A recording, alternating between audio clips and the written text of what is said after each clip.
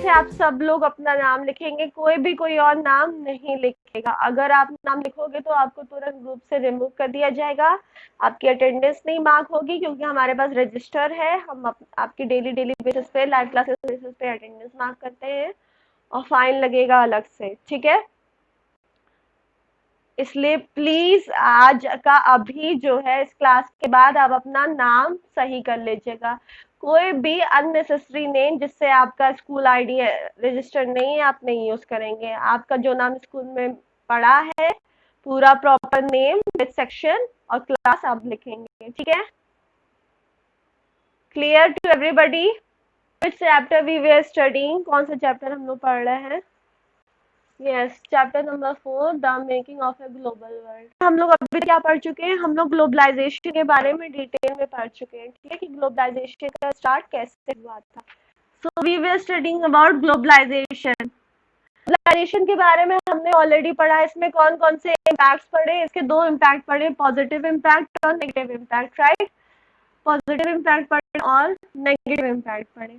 Positive impact में हमने पढ़ा कि ट्रेड, एजुकेशन, कॉमर्स, ये सारी चीजें जो है वो बहुत ही ज्यादा अच्छी हो गई थी, राइट, ग्लोबलाइजेशन की वजह से। कुछ नेगेटिव इम्पैक्ट क्या हुए थे? कॉलोनाइजेशन हो रहा था, है ना, डिसीजेस आ रहे थे, डिसीजेस फैल रहे थे, जिसका एग्जाम्पल अभी भी हमारे पास है, corona, render paste, many examples भी है। तो इस वजह से, यस, लिसन हियर, ठीक है, इस वजह से हमने लास्ट क्लास में ऑलरेडी पढ़ा कि अफ्रीका में कैसे रिंडर पेस्ट आया था और कैसे बड़े बड़े पावर्स ने अफ्रीका को कैप्चर कर लिया था, है ना। ऑलरेडी हम पढ़ चुके हैं कि कैसे अफ्रीका को वर्टिकल लाइंस में कैप्चर कर लिया गया था, है ना। ये कब हुआ था ये event? Yes, very good, 1885, in the year 1885। और कहाँ पे हुआ था ये? Berlin, very good.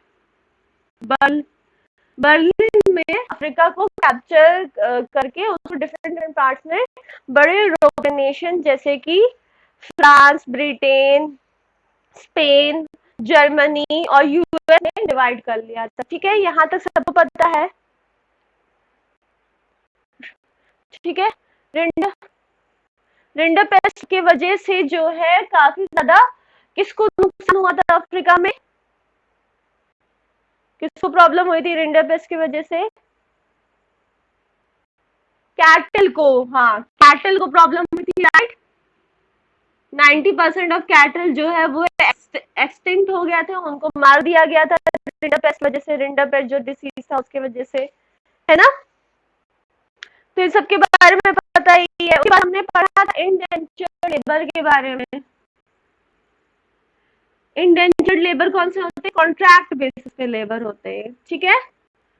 उन्हें थोड़े समय के लिए ले जाया जाता है, बट फिर वहां पे उन्हें स्लेव में कन्वर्ट कर दिया जाता है और उनको अपने ओनर के हिसाब से सब काम करना पड़ता है ना।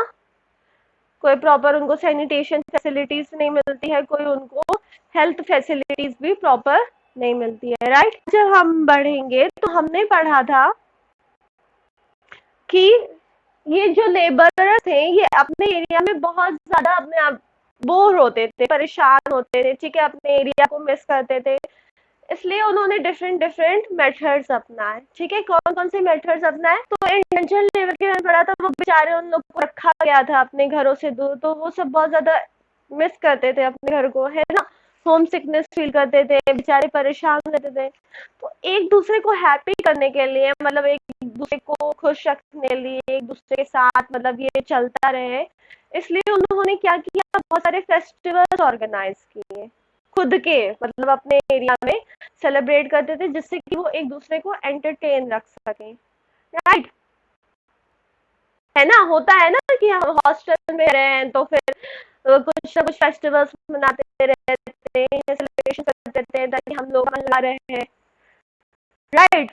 वैसे ही इंडेंचर्ड लेबर जो अपने घरों से दूर थे, इन्हें भी जरूरत थी कि अपने आप को एंटरटेन रख सके। समझ में आ रहा है ना? क्लियर है वॉइस? ठीक है। तो इंडेंचर लेबर भी अपने आप को हैप्पी रखने के लिए डिफरेंट डिफरेंट फेस्टिवल्स ऑर्गेनाइज करते थे।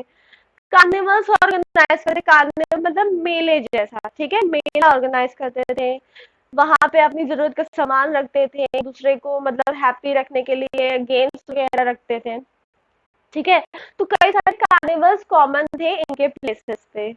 कार्निवल्स जैसे हौसले, ठीक है, एक कार्निवल का नाम था, एक मेले का नाम था हौसले, ठीक है। उसको ये लोग ऑर्गेनाइज करते थे ताकि एक दूसरे को एंटरटेन कर सके। ऑलराइट। और ये सारे वर्कर कहाँ पे इन लोग को ले जाया जाता था, बहुत सारे डिफरेंट डिफरेंट प्लेसेस पे ले जाया जाता, जैसे मॉरिशस, फिजी, थाईलैंड, ये सब का नाम सुना होगा, है ना। यहाँ पे इंडिया से और बाकी पार्ट ऑफ द वर्ल्ड से लेबरर्स को ले जाया जाता था, काम कराया जाता था। फिर एक करेबियन एरिया होता है, करेबियन क्या है, साउथ अमेरिका और नॉर्थ अमेरिका कॉन्टिनेंट के बीच में एक एरिया है, आइलैंड का ग्रुप है, जिसे कि करेबियन आइलैंड कहते हैं। ओके, साउथ अमेरिका और नॉर्थ अमेरिका के बीच में आइलैंड का समूह है, जिसे कि करेबियन आइलैंड्स कहते हैं। यहाँ पे बहुत सारे छोटे छोटे आइलैंड है, जैसे ट्रिनिदाद, गोवाना, सेंट डोमिनिगो, ऐसे बहुत सारे आइलैंड हैं, ठीक है। तो यहाँ का एरिया जो है वो बहुत ही फर्टाइल होता है, प्लांटेशन वगैरह के लिए बहुत अच्छा होता है। तो यहाँ पे भी वर्कर्स को ले जाया जाता था, इंडिया से, चाइना से और छोटी छोटी कंट्रीज से, और वहां पे लेबर से काम कराया जाता था, है ना, समझ गए।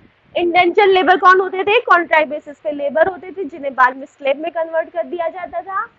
उन्हें काम कराने के लिए डिफरेंट डिफरेंट प्लेसेस पे ले जाया जाता था, जैसे कि जो साउथ एशिया में है, मॉरिशस, फिजी, थाईलैंड, और उसके बाद करेबियन एरिया में भी ले जाया जाता था। अब भाई ब्रिटिश के स्लेव हो गए, जहां मन करे वहां ले जाए, है ना। करेबियन एरिया में ले गए थे, जो नॉर्थ और साउथ अमेरिका के बीच का एरिया है, आइलैंड्स का ग्रुप है, वहां पे बहुत सारे छोटे छोटे आइलैंड्स है, नेशंस है, जैसे कि त्रिनिदाद, ग्वाटेमाला, ठीक है, ऐसे बहुत सारे प्लेसेस है। लेबर को करेबियन आइलैंड और साउथ एशियन की कुछ कंट्रीज में ले जाया जाता था, जहां पे इनसे क्या करवाया जाता था, इनसे काम करवाया जाता था, प्लांटेशन में और माइंस में। बहुत सारे खुद के ये फोक सॉन्ग और म्यूजिक भी इन्वेंट किया करते थे, ठीक है, जैसे मतलब अपने लोकल भाषा में गाना बजाना किया करते थे, ठीक है। तो एक म्यूजिक था जिसका नाम था अंकित चटनी म्यूजिक, यस वेरी गुड अंकित, म्यूट योरसेल्फ। तो एक म्यूजिक था जो इन्होंने खुद का इन्वेंट किया था, खुद को एंटरटेन रखने के लिए, जिसका नाम था चटनी, ठीक है। अब वो समोसे वाली चटनी नहीं जो आप लोग खाते हैं, इस म्यूजिक का नाम था चटनी म्यूजिक, ओके। तो इस तरीके से आपको याद रहेगा। तो आज के दौर में भी हमें पता है कि कई सारे जो हमारे फॉरेनर्स हैं वो बाहर रहते हैं, पर उनका ओरिजिन किसी और कंट्री का रहता है ना, जैसे बैरक ओबामा, वो क्या अमेरिकन है? नहीं, वो तो अफ्रीकन नेशन के, पर अमेरिकन सिटीजन है। कैसे ये पॉसिबल है? अंकित बेटा आपका माइक डिस्टर्ब कर रहा है, इसलिए प्लीज आप म्यूट कर लो अपने आप को, ओके। तो कई सारे ऐसे फॉरेनर्स हैं जो लगते नहीं है उस नेशन के, पर उस नेशन के सिटीजन होते हैं, है ना, होता है ना, जैसे बैरक ओबामा, वो क्या लगते हैं नहीं, बट वो है सिटीजन। कैसे? इन्हीं सब चीजों की वजह से, कभी स्लेव के तौर पे ले गया गया, कभी इंडेंचर लेबर के तौर पे ले गया गया एक कंट्री से दूसरे कंट्री पीपल को। कुछ अपनी मर्जी से भी जाते थे, ठीक है, जो रिच होते थे उनको ट्रेडिंग करने का ऑप्शन मिलता था तो वो जाते थे। इस तरीके से हमें पता है कि कई सारे ऐसे लोग जो एक्चुअली में किसी कंट्री के लगते नहीं है, पर वहां के सिटीजन होते हैं, है ना। हमने देख लिया कि हाँ बेचारे बेचारे लोग जो है सबसे परेशानी है, स्लेव बना के ले जाया जा रहा है, इंडेंचर लेबर बना के ले जाया जा रहा है ना, हम बेचारे इंडियंस। पर ऐसा ठीक है, ऐसा होता था, बट कहीं ना कहीं ऐसा नहीं है कि हम लोग हमेशा दबे कुचले भी थे। हमारे बहुत सारे ऐसे एंटरप्रेन्योर्स थे, एंटरप्रेन्योर बड़े बड़े बिजनेस पर्सन थे हमारे एरिया के, ठीक है, जैसे कि नाम था शिकारपुरी शॉप, ठीक है। इस तरीके से बहुत बड़े बड़े एंटरप्रेन्योर्स भी थे हम इंडियंस में, जो बाहर फॉरेन में जाके अपना बिजनेस इस्टेब्लिश किए और खूब सारा पैसा अर्न किए, ठीक है। हमने पढ़ा कि बहुत बुरी हालत थी, ठीक है, इंडेंचर लेबर बना के ले जाया जाता था, स्लेव बना के ले जाया जाता, पर ऐसा नहीं है। कुछ कुछ होते हैं ना, अंबानी, रतन टाटा, बिरला जैसे लोग, है ना, वैसे ही हमारे हिस्ट्री में भी कुछ थे, जैसे शिकारपुरी शॉप, मिस्टर चेताली, ठीक है। ये लोग जो है बहुत ही रिच एंटरप्रेन्योर्स थे, और ये लोग बाहर जाके अपना बिजनेस सेटअप किए। कैसे बिजनेस सेटअप किए? शिप्स का हार्बर बनाए। हार्बर कहाँ? मतलब जहाँ पे शिप लोड और अनलोड होती है। ओके,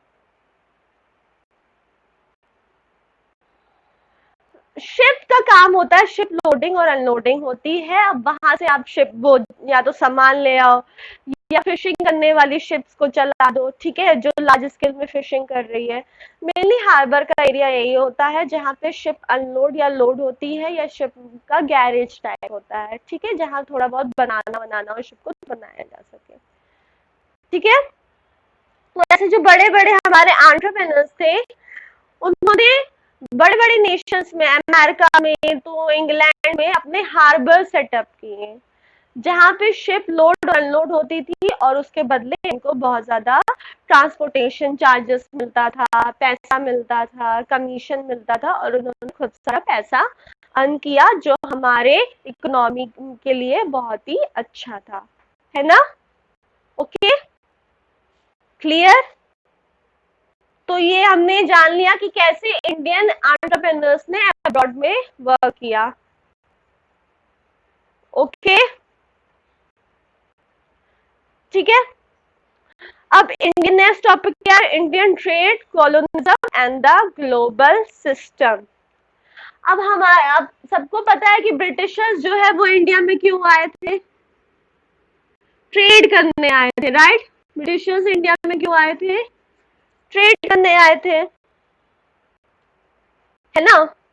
तो वो मेनली क्या करते थे? इंडिया का रॉ मटेरियल, कॉटन, टोबैको, इंडिको, ये सब बहुत ही ज्यादा अच्छा होता था। वर्ल्ड मार्केट में इसकी बहुत ही ज्यादा वैल्यू होती थी। हाँ, वेरी गुड। तो जो ब्रिटिशर्स आए, वो हमारे इंडिया में इन चीजों की खेती करवाते थे, फिर उसे वर्ल्ड मार्केट अपने नाम से बेचते थे, और खुद, हाँ, सेल करते थे, और खूब ज्यादा इनको क्या होता था? प्रॉफिट होता था, इनकम होता था, प्रॉफिट होता था, जिसके सहारे इन्होंने अपना एम्पायर सेटअप करके रखा था हमारे नेशन इंडिया में, ठीक है। अब ये जो ब्रिटिशर्स थे, ये एक मल्टीलैटरल ट्रेड सिस्टम को चलाते थे। मल्टीलैटरल मतलब कि क्या होता है? मल्टीलैटरल मल्टीलैटरल मतलब जो बहुत सारे प्लेसेस को कनेक्ट करे, ठीक है। ब्रिटिशर्स जो थे, वो किसी एक नेशन पे तो कंट्रोल कर नहीं रखे थे। हमें पता है हमारा इंडिया भी उनका स्लेव था, चाइना भी था, जापान भी था, अमेरिका भी था, ठीक है। तो उनका क्या सिस्टम चल रहा था? मल्टीलैटरल सेटलमेंट सिस्टम चल रहा था। मल्टीलैटरल सेटलमेंट सिस्टम मतलब कि एक कंट्री में नुकसान हुआ, इंडिया से मान लो इस बार ट्रेड अच्छा नहीं हुआ उनका, तो अमेरिका से जब ट्रेड अच्छा हुआ तो उसका पैसा उन्होंने लेके अपना बैलेंस बराबर कर लिया, ठीक है। अमेरिका से ट्रेड खराब हुआ तो चाइना से पैसा लेके उसके ट्रेड को बराबर कर दिया। ओके, मतलब कि एक कंट्री का फंड वो दूसरी कंट्री के फंड में यूज करते थे अपने इकोनॉमी को मेंटेन करने के लिए। इसे ही हम क्या कहते हैं? मल्टीलैटरल सेटलमेंट कहते हैं, ठीक है। मान लो एक कंट्री में, अमेरिका में डेफिसिट हुआ। डेफिसिट मतलब कि ट्रेड में प्रॉब्लम हो गई, कमी हो गई, नीचे गिर गया ट्रेड, ठीक है। और इंडिया में इन्हें सरप्लस हुआ ट्रेड में, मतलब कि बहुत ज्यादा प्रॉफिट हुआ। हाँ, डेफिसिट मतलब क्या? कमी हुई, लॉस हुआ, और सरप्लस मतलब क्या? प्रॉफिट हुआ। This is the time to कम।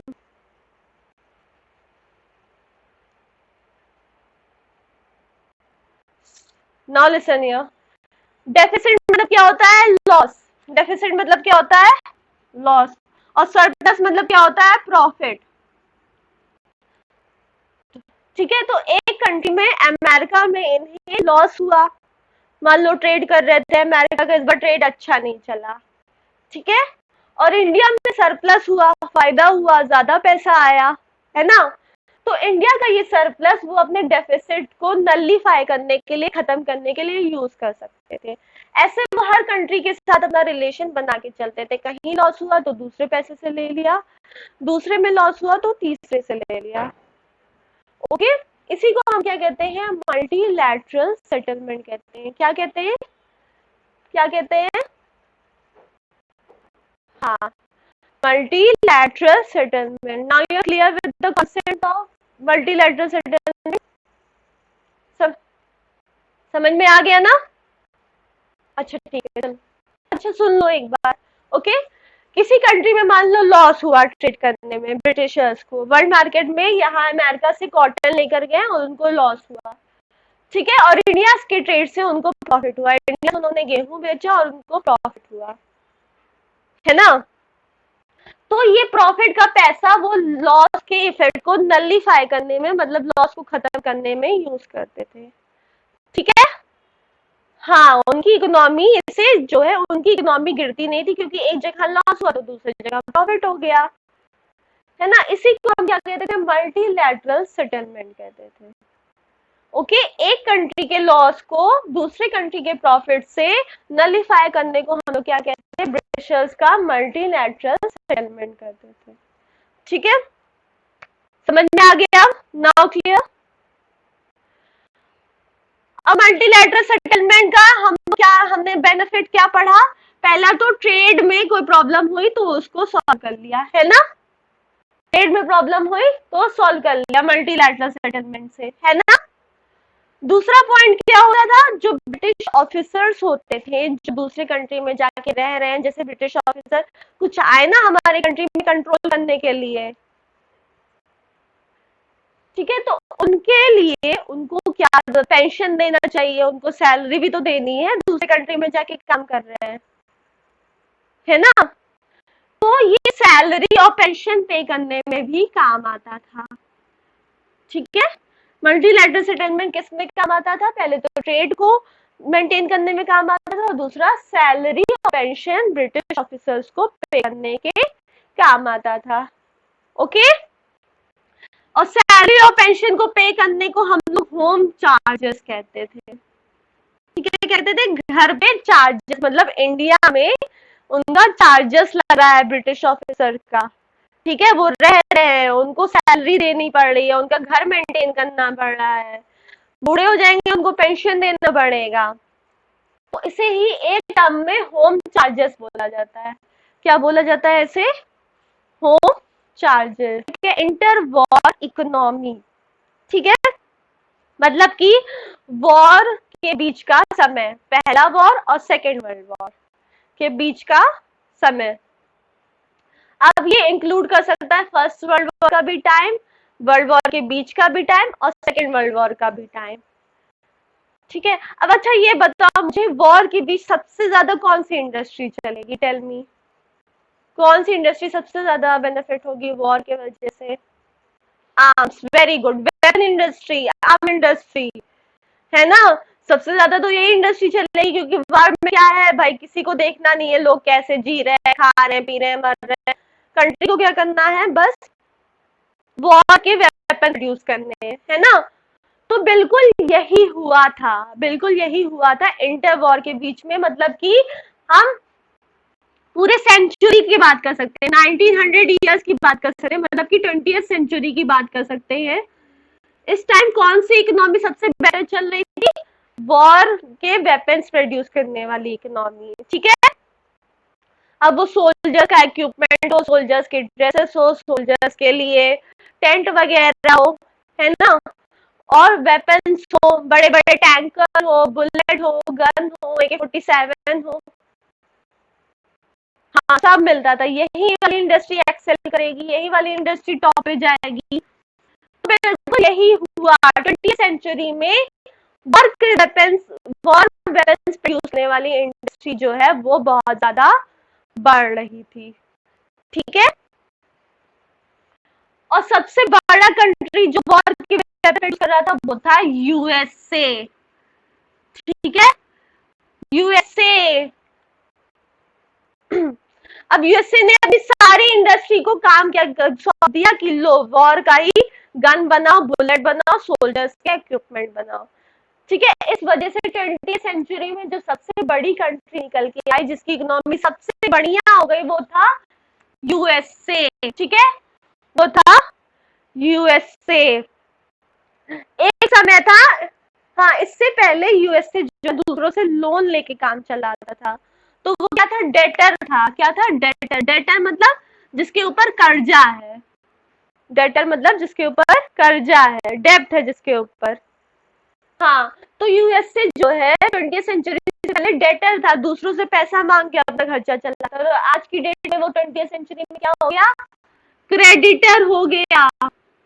हाँ, पैसा देता था। क्रेडिटर मतलब जो दूसरे को पैसा दे, डेटर मतलब जो खुद डेट में, क्रेडिटर मतलब जो दूसरों को हाँ उधार देने लगा, क्योंकि वॉर वेपन प्रोड्यूस करके उसको बहुत ज्यादा क्या होने लगा, फायदा होने लगा। तो हम एक लाइन लिखी हुई है, ठीक है, आपके पेज नंबर 93 पे, कि USA became from international debtor to international creditor. अब अगर मैं ये सेंटेंस आपसे पूछ लो तो आप इसको एक्सप्लेन कर पाओगे ना, कि कैसे जो है यूएसए इंटरनेशनल डेटर से इंटरनेशनल क्रेडिटर बना, है ना। वॉर इक्विपमेंट प्रोड्यूस करके उसकी इकोनॉमी बूस्ट हुई, और इसलिए वो इंटरनेशनल डेटर से क्या बन गया, इंटरनेशनल क्रेडिटर बन गया। नंबर 93 के टॉपिक नंबर 3.1 तक रीड कर लेना, डिफिकल्ट वर्ड्स के मीनिंग लिख लेना, ठीक है, और क्वेश्चन आंसर्स देख लेना कैसे क्वेश्चंस बनते हैं और कैसे इसके आंसर्स लिखे जाएंगे।